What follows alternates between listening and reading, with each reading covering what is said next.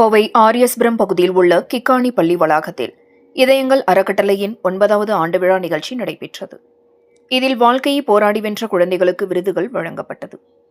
Type 1 சர்க்கரை நோயை கட்டுக்குள் கொண்டுவர தொடர்ந்து களப்பணியாற்றி வரும் இதயங்கள் அறக்கட்டளையின் 9வது ஆண்டு விழா கோவை ஆரியஸ்புரம் பகுதியில் உள்ள கிக்காணி பள்ளியில் நடைபெற்றது.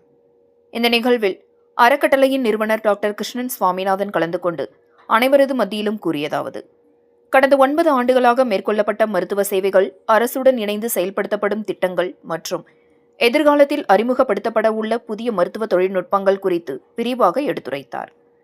மேலும் டைப் 1 சர்க்கரை நோயால் உயிரிழப்பு அபாயத்தில் இருந்த குழந்தைகள் கூட சரியான மற்றும் நேர்மையான சிகிச்சையால் இன்று பள்ளி மற்றும் கல்லூரி கல்வியை தொடர்ந்து வருகின்றனர்.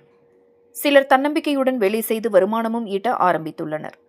கடந்த 9 ஆண்டுகளில் இந்தியா முழுவதும் உள்ள முதல் வகை சர்க்கரை நோயால் பாதிக்கப்பட்ட 4000க்கும் அதிகமான குழந்தைகளை பராமரித்து வருகின்றதாகவும், உயர்தர இன்சுலின், சர்க்கரை பார்க்கும் சாதனம், குளுக்கோஸ் ஸ்ட்ரிப்ஸ் மற்றும் இன்சுலின் பம்ப் போன்ற அதிநவீன மருத்துவம் அனைத்து ஏழை குழந்தைகளுக்கும் வழங்கி வருகின்றதாக தெரிவித்தார்.